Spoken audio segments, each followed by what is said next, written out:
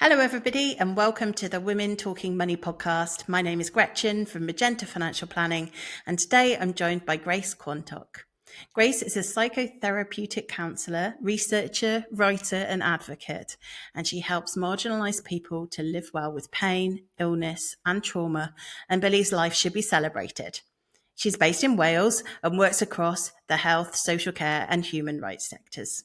Grace is an author of the ebook Beyond the Boundaries and Living Well with Chronic Illness, which is out very soon. So welcome, Grace, and thank you for joining me today. Thank you. Yes, the book is actually a print book, so it's called Living Well with Chronic Illness. Beyond the Boundaries was actually a previous book. It's out with Orion Spring. It's going to be out on the 12th of September, and it's really exciting. It's on Amazon, Gretchen, so it has to be real now. Absolutely. So sorry I got that wrong. So tell me again, it's a paper actually print version of a book, and it's called. So it's right here. It is called Living Well with Chronic Illness. Write your own roadmap to healing in tough times. So it's out in hardback, Kindle, and on Audible as an ebook. And it's a guide for people who are living with chronic conditions, who are disabled, who are struggling with their health, to just anybody who's fed up with the cookie cutter options or self-help that doesn't really fit their life or their body or the world they truly live in, and wants something beyond the aesthetic and the aspirational that actually really fits the world, the NHS, the socioeconomic crisis, the society that we are really in, and how we can live well in that. So real life. Very much real life. Excellent, Grace. And do you want to tell the audience anything else about, what you've done? Obviously, the book sounds like it's been a massive achievement to get that in print and out there, and as you say, on Amazon. But yeah, tell us a little bit about yourself as well. Thank you. Yeah, of course. So, as you say, the book is, I started writing it in 2010 when I was very, very sick myself. I'm still disabled. I'm still living with chronic illness. But obviously it took a long time to, get to a publisher and get it into people's hands. In addition to that, I live in the valleys of South Wales. I have 3 rescue dogs. We've been, spending a lot of time in the garden this summer, setting up a little pond from like a reclaimed butler's sink. So we're now kind of doing little pond updates where every day I check out I'm waiting for newts. And aren't we all? I'm waiting for newts. So maybe one day we will attract newts. So I'm very excited about what's happening there. My day job is, and my vocation is I'm a psychotherapeutic counsellor. So I see clients privately, I work with people, I also teach workshops and I speak all about how we can live well now with complex trauma, with life crisis, with pain and difficulty. The Office of National Statistics points out that I think it's 59% of working age adults in the UK are living with long-term conditions. We're talking about large amounts of people. But often we're not told how to do that. We're told how to be a brave sufferer or recover and get back on our feet and back out to work. But how does that look like with aging? Or how does that look like with menopause? Or how does that look with caregiving or bringing up children or whatever your life brings you? So we're really kind of speaking and thinking about how we do that in our day-to-day lives and not waiting until we reach some certain point to do anything, which is also what I'm trying to do. Because I could have said, obviously, I'm going to wait until I'm well enough to make a pond or write a book or be here with you. But that may never come. So I want to do it now in as compassionate way as I can. Amazing. And I think the way that you've just spoken about it there is there are many overlaps to what I'm doing in financial planning, which is, can we live the best life that we can with the means that we've got, and make really good decisions to enhance our lives and not just waiting, balancing that living for today versus planning, which we know is so important. Absolutely, because we often pendulum, don't we? We often go from, I'm not going to plan, because when you plan, you have to have it all together and you have to be completely sorted and you have to have all your budget sorted and your exercise plan sorted and you have to have your pension sorted and you have to have your home looking immaculate. well, whoever reaches all that in one go, surely we do it in small incremental changes. But we need to see other people doing that rather than it being posited that this is something that happens when. And of course, the way now we live as well in modern, social media society is you see only the extremes. You see only the extremes of someone who can do all of that, or at least can pay for someone to do all of those things for them, rather than and that perfect lifestyle and environment and home and perfect children and perfect health and all of that. We live in that kind of society where that's forced down our throats so much, it's hard to understand that actually that it's not like that for the majority. Well, this is it. And, I don't know if you've come across on social media the de-influencing video movement or trend recently. So these are people who are kind of saying, like, I'm going to de-influence you. Here's my wardrobe. It's a mixture of new things and old things and things that I've had. And, like, here's my flip-flops that I had when I was in secondary school, and they still fit and they still work as flip-flops. And so I still wear them. And here's my, new thing that I bought because I needed it and the old thing broke. So most people's lives are a mixture of maybe more new and aesthetic things and maybe more old things. Or here's my 15-year-old car that still works great and I paid it off and I'm really happy with it. And so actually I'm just starting a series of de-influencing videos on de-influencing the myths about self-help. Amazing. Thank you. Yeah. Oh, well, I could talk about that for loads of time, but maybe some of that will come up in our conversation anyway around that ideology, kind of like that. Yeah, as you say, those influences and how that impacts everything that's, kind of going on. But we are primarily here, however, today to talk about money.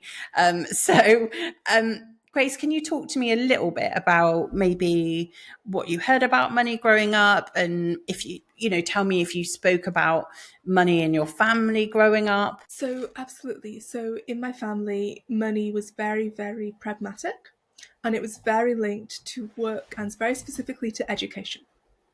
So, my mother was of the first of her generation, was the first in our family to go to university.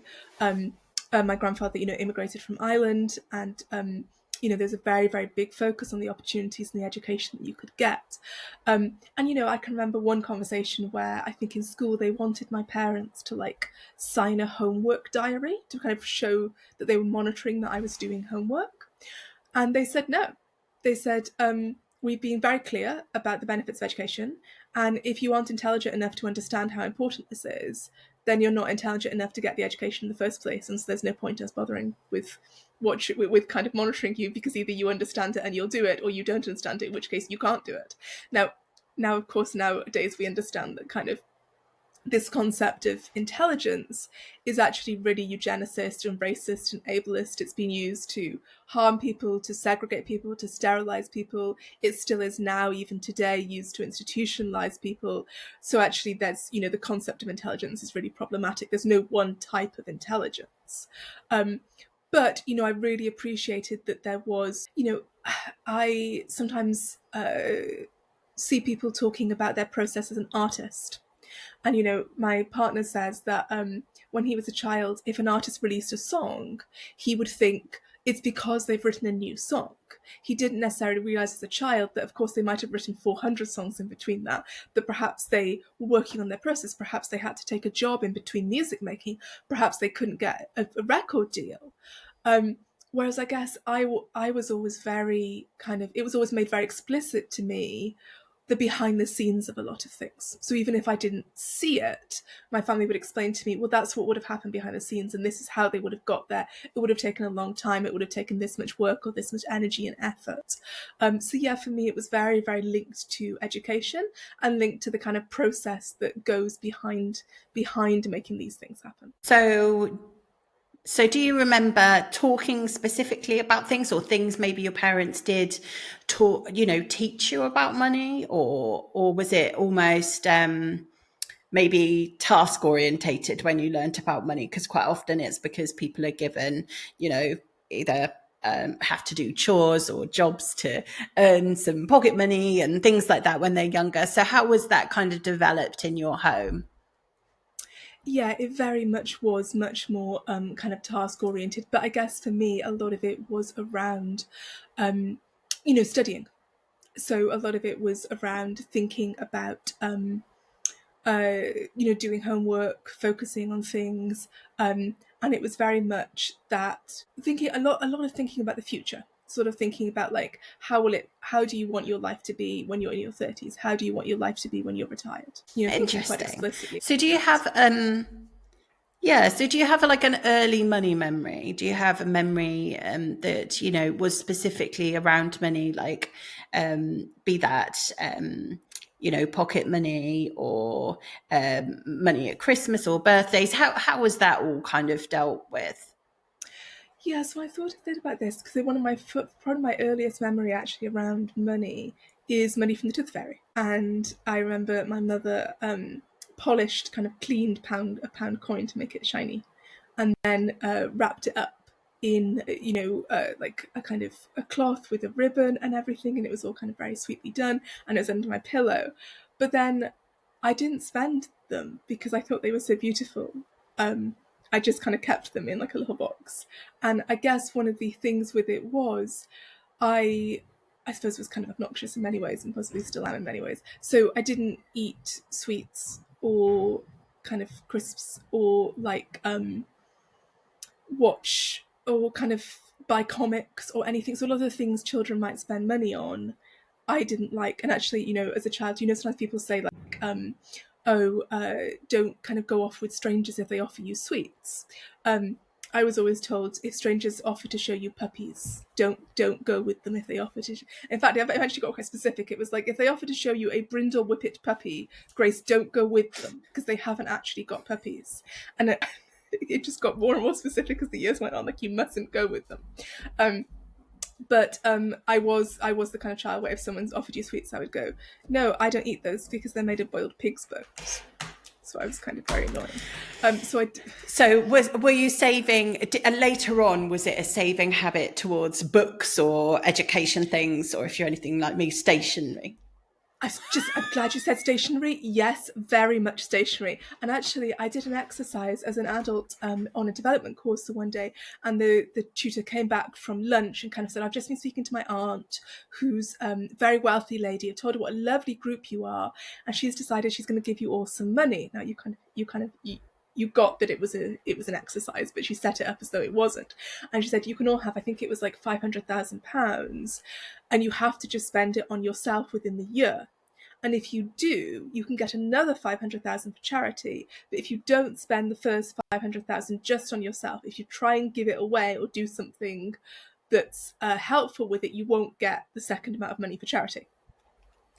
So it's really tricky. Okay, so you had to make a list, and then we put into pairs. So my list was entirely books, stationery, and classes that I wanted to take. And then I was paired with another woman, and her list was fantastic. She had really clever things. She had like a lifetime supply of perfume and a flowers for the house for a lifetime from like an ethical flower supplier you could do. Or she had like a cleaner.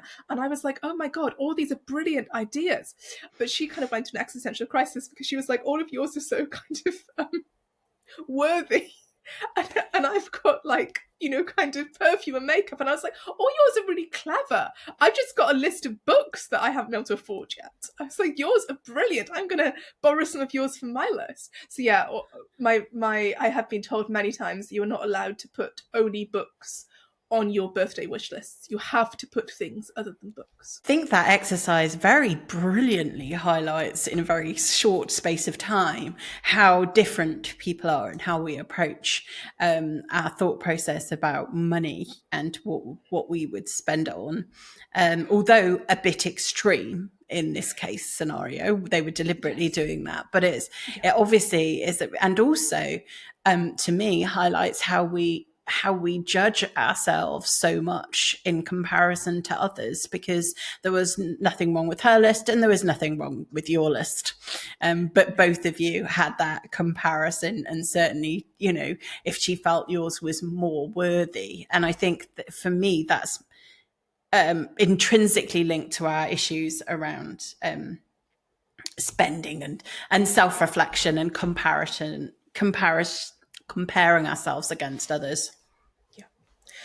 And it's only worthy if you think that the job or the best thing to be is more quote unquote intellectual. But actually, if we had a world full of people like that, it'd be a very, very worrying and impractical world. So it's only that if you buy into the idea that that's what we are supposed to be, or that wanting cosmetic procedures or wanting perfume or wanting your house to look nice is somehow wrong or not valuable, when of course it's valuable. Yeah, absolutely. So it opens up just a massive kind of a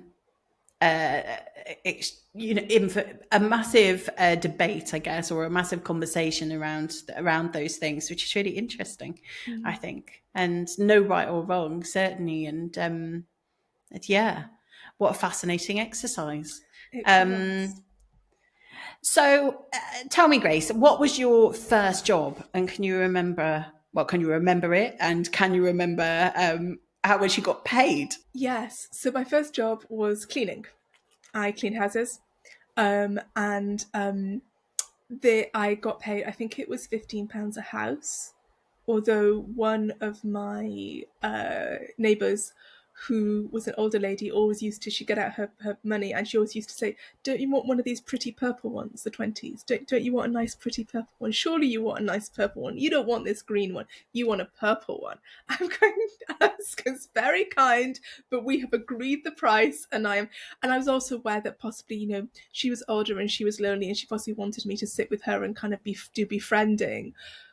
But I was willing to do that anyway. I didn't need to be kind of bribed into it. If she wanted and needed befriending, then we would do that regardless, as part of being in a community. So that's quite interesting. I've never heard, I mean, I've heard, obviously, I think, it's very common that if you're entering people's homes, you're doing that kind of job, especially for older people, that you become there. A lot of it is about companionship. Much more, but I've not heard the. I wish my grandma had done that and said something like, "Don't you want this pretty purple one, not this green one?" But she didn't have the money to do that. But I've never heard it called the pretty purple one. That's interesting, and we probably won't call it that anymore because we don't use any cash. So. This is true. This is true. Oh, so tell me, Grace, as you've gotten older and you've become working and running a home and things like that, do you have a budgeting system that you use, maybe you and your partner? Yes, we do have a budgeting system. So we use YNAB, which is youneedabudget.com, which you may have come across, which is it's a US based, it's an envelope based system. So the idea is that as they say in it, every dollar has to have a job. So the idea is that you actually have to assign all of your categories, and then so we do that for our day to day. Then we use Starling Bank as the banking, and then we also use the kind of envelopes within Starling to do the wider YNAB kind of sections. We couldn't have a Starling envelope for like under, say, the dog section. We've got like their worming, and then like the dog park, and then supplements, because my goodness, my dogs have no supplements as I do practically. And then we might have like, say, the insurance or whatever. So we wouldn't be able to have a Starling envelope for every single one of them, because you can't have that many Starling envelopes. But we can have one for dogs, and then YNAB tells us what the breakdown within it is. And then I also use the Leonie Dawson planners from leoniedawson.com for my kind of wider financial planning. So I do this at the start of every year, and she does some fantastic guidance. I really love them. I think I actually have one here. They're very pretty. So they look like this, and so they're kind of really colorful. Which I really like. And you can kind of, this is the personal one, not the money one, but you can kind of like stick photos of them and color them in and things like that. So she has these kind of very pretty pages. But then you also, actually this is the one that has the money stuff. So then you also have to kind of calculate your personal net worth, and then you have a business one, and you do your business net worth, and you have to set your financial goals. And she also has resources there where she talks about different kind of financial books or courses which might help you to be able to save. And she also talks about how she does ethical saving and how she does philanthropy as well. Wow. So lots and lots of stuff. And interestingly, it seems like you were like that approach of like that kind of workbooky type thing that Leonie's got going on. Yeah. Yeah. So a mix, online stuff with the banking, and then kind of maybe focusing yourself a little bit more in that kind of like, you know, mind mappy type of way that you can do things practically on paper. I like that. Yeah. So this is kind of the visioning, and then it all filters down into the budgets for the pragmatic day-to-day. So we start on paper with like coloured pencils and visioning, and then that actually has to actually sit in the YNAB and kind of say, well, how do we need to shift the budget then to match this vision? Absolutely. So with that, do you have like something now, like a financial goal that you've set that you're working towards at the moment? We do. So we have a financial goal we're working towards for this year. And are on track for it. Yeah, we've got a little off track because I'm disabled, my partner's disabled too, and my partner's job came unexpectedly to an end. The funding we were told was going to get renewed. It's third sector. The funding didn't get renewed, so we kind of had to change some of our plans there. But we were able to, find other work, and he now is working for a fantastic charity, and so we were able to kind of catch ourselves up with our plan. And just talking about that a little bit, because you can have a budget, you can have a plan, and then things can waylay that plan or knock you off course, like you've just talked about. How resilient did you both feel you were financially to kind of deal with that, and had you made did how you deal with that, was that affected by plans you'd made earlier because of that, or talk to me a bit about that? Yeah, so a lot of our goals involve financial resilience. So I was very, very sick for a long time. I still am sick, but I was too sick to work, and so we lived entirely on disability benefits for many, many years. So it's only really since kind of 2020 that we've been able to earn a more kind of standard wage. Now, Scope, the disability charity, actually estimate that it costs an average of £1,122 for a household with a disabled adult in it. It costs that extra per month for you to have the same standard of living as a non-disabled household, just from the extra costs associated with disability. So, we lived just on benefits for a very, very long time. When you're obviously on benefits, you are not allowed to work often, or your working is very limited. Also, your ability to kind of course save is very limited, but that also means that it's very difficult to get out of it because you can only kind of have so much resilience behind you. When we saw our financial planner, he asked, what's your plan for retirement? Do you want to travel? Do you want to kind of get a bigger house? What's your plan? And I said, our plan is to be at liberty. And he's, what do you mean? I said, our plan is to stay free. And he's like, how is this a financial plan? And I said, no, you don't understand. I said, my plan is that an ableist government won't be responsible for institutionalizing me, that I won't be institutionalized against my will. So, as a disabled woman, I'm of the first generation in Wales to not routinely be institutionalised. When many people who are now in positions of power were growing up, people like me were still kept in group homes. Many people still are kept in hospitals or in places. There was a brilliant article by the disabled journalist Frances Ryan in The Guardian, where she talked about how in Bristol, because of the financial crises and the council struggles, they were actually planning to withdraw care from disabled people who were living their lives in their homes and warehouse them and re-institutionalise them, or institutionalise them for the first time against their will, and in some cases without their knowledge. So this was just a few months ago.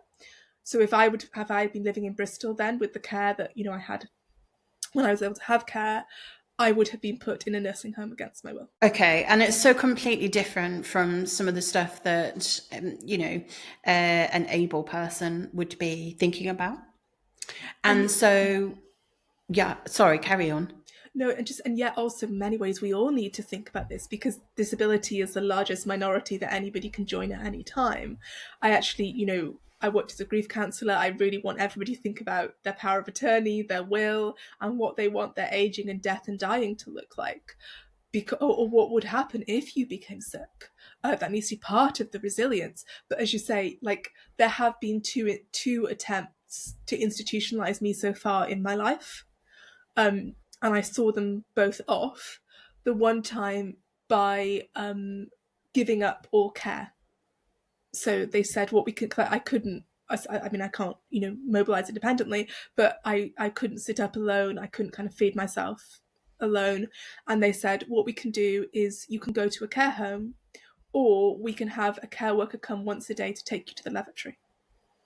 And I said, what if I need to go to the lavatory more than once a day? And they said, we'll give you incontinence underwear and a catheter. I said, but I'm continent. I don't need incontinence underwear and a catheter. And they said, that's all we can do. Your option is you get to be continent, but you don't get to live independently, or you don't get to live in the community, or we'll give you that and you'll get somebody once a day. So I gave up it all. I refused all the care, and we tried to work out ourselves. But that was the choice that they gave me. So that's why I'm so passionate about this. Yeah, and this battle, Grace, isn't it, around having benefits and not being able to work, at more than a certain amount, not being able to save more than a certain amount, and then and getting out of the system that they've designed is a massive issue for people. But so as you and your partner thinking about your financial planning, it's really interesting that it felt like the financial planner you were talking to needed more clarification about what you meant because of their experience. Of not coming across maybe it's the language you used or whatever it was, but as you say, that kind of freedom to know that you have a choice, and can as you say no, I'm not having that because I'm independent enough to be able to you need to be financially independent enough to be able to prevent those things from happening. And there's nothing wrong if somebody chooses to live in a care home. They can be brilliant communal places with great support. The problem is when it's not your choice. And also what I don't want is somebody else being in charge of what care I receive, when I receive it, the type of care I receive. What is really amazing is that in the mainstream, and this is me talking personally, those might be conversations that I'm having with people who are of a certain age, a lot older, who are thinking about nursing care because of, albeit like, partners having to make decisions for people because of dementia, because of deterioration of health in their 80s, 90s, rather than what we're talking about here of people who are a lot younger. And many people listening will be just unable to get their head around the fact that that's happening quite as often as the statistics are showing. And I certainly hadn't heard your thing about the Bristol area. I certainly not heard that in the press. Well, luckily, there was a campaign in The Guardian. So local campaigners have been doing sterling work. Francis Ryan helped to get it into The Guardian, and it was actually paused. So people were not institutionalised against their will. However, it remains a risk, and it is a risk around the country. So do you think this has always shaped the way that you think about money, or do you think that your experiences, certainly as an adult, have now altered the way that you've thought about money? I think a bit of both. On the one hand, I was born kind of with physical difference. I was born very premature, so I was very physically small and very kind of othered. Like, I had to have all handmade clothes because we went to the factory that wove the uniforms to get them to like weave a school jumper for me. And even the one they specially made me at the factory was still had like kind of bat wings. It was kind of, it was just everything, nothing fit me. They actually, at the time, premature baby clothes were very expensive and often only available in London. So they actually took the clothes from my sister's dolls and from my cousin's dolls and dressed me in the dolls' clothes because I was so tiny. So I kind of grew up, obviously kind of, with physically different and also not looking like everybody else because I was literally wearing dolls or handmade clothes. So I was always aware of kind of like otherness. But yeah, absolutely, being told as in my 20s, we are going to put you in a nursing home, obviously shaped me. Having friends who also are chronically ill or seriously ill being put into nursing homes and not being kind of supported through that, obviously, yeah, has absolutely shaped me. I actually once, when I was in hospital, the consultant, I wanted to be discharged because I wanted to wait at home for the MRI. I'd been waiting too long anyway. They hadn't put the referral through and they'd kept me an extra 2 weeks, which they shouldn't have done. And the consultant said, I'll let you go home if your husband says that you can be discharged. And I was like, but it's okay. I was like, that's fine. You've made a silly bet because I've met my husband and you haven't. So I'm going to win this bet because you think that you can convince him to override my wishes because you're a consultant, and you are wrong. I'm winning this one. So I'm going to take it. So I went, sure, take my phone. You call him right now. If he agrees to I stay in, I'll stay in. But if he says I'm going this hour. And actually, my partner just said, if Grace believes she's safest outside a hospital, then I support her because she knows her own body, and I'm outside in the car park in the car right now. This is a really interesting one because I want to go back to something that you mentioned earlier about wills, power of attorney. The power of attorney document, especially around health and welfare. I mean, there's the finance and property one, which is equally as important. But often I deal with people and they're not so, maybe the health and welfare thing, they're not quite so thinking it's as important because they think that, well, my partner will make those decisions, for me anyway. Talk to me a little bit about your view about, I mean, wasn't on my question, so Grace, apologies. I just think it's really important to cover off. Talk to me a little bit about how you see those documents and how important they are, especially for marginalised groups like we're talking about today with their health. Yeah, absolutely. And so, some of this came from, I volunteered for Cruise for several years. So I worked doing grief work. And as part of my clinical placement, as I was doing my training and therapeutic training. And, I just remember in that training, the tutor said, how many people in the room have wills? And that's when the only people who put their hand up. And I was thinking, but you've got kids. What? But there's this death taboo and a suffering taboo that if we mention it, it will make it happen, that we mustn't talk about it because it will bring it on, that it will and of course it won't, but this is a very great taboo that occurs. And, sometimes people will do the power of attorney for finances, but they won't do the one for their healthcare. And we do need to kind of think about them both. So, it is very personal for me.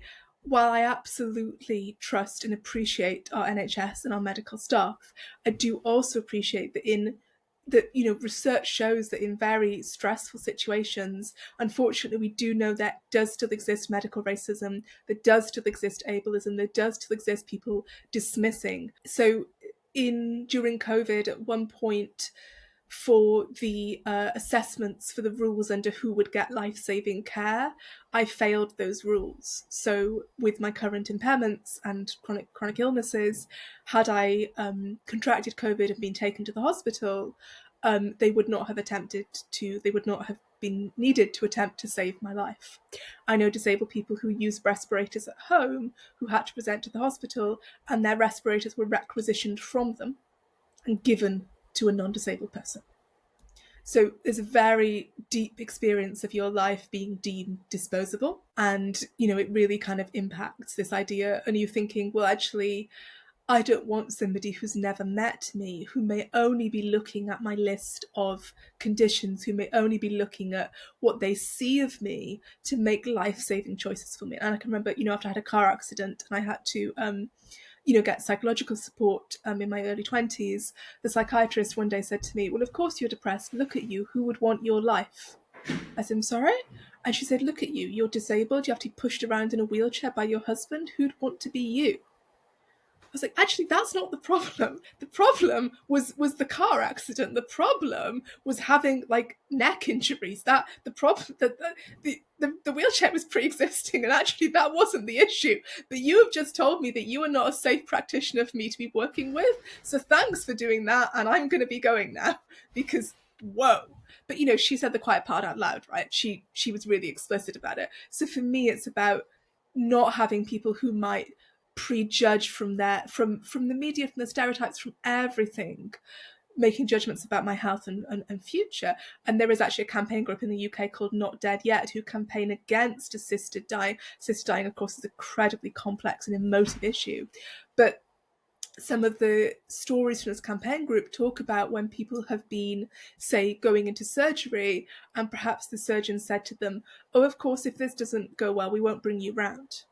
And the person's going, what? I'm sorry, what? And they say, well, you wouldn't want to live like that. I say, right, no. You wouldn't want to live like that because you can only comprehend it as being a terrible existence. For us, it could be fine. We might manage it great. So there's, from somebody who's experiencing oppression or some prejudice, there's that. But then I think for everybody, it's really thinking through, because often people will say, do everything you can to save mum. And they don't know what they're asking, potentially. For example, everything could actually be quite violent. So, kind of bringing somebody back if they have died doing life saving can mean, kind of cracked ribs. It can be a very violent procedure. And so it's really people thinking through. But often people go to the default and they go to, well, I want to have done everything I can. I'm saying that's great, but we need to figure out what that is in advance, because otherwise you can actually have issues within it. So you just, I'm actually wanting to run a class with a friend of mine who's a hospice nurse to actually help people think through what it is making these plans, because I think we do need support to do that. I think it's a really interesting topic. We could probably talk about it for a lot longer, but it's definitely one of those things where there are two sides to it. There are the side of at least if you had a nominated power of attorney for both finance and health, you pick that person that you think that knows you, that's going to make the right decisions, and they can talk to the doctors and say, this is how far we'd like to go, or this is when, I've even heard things like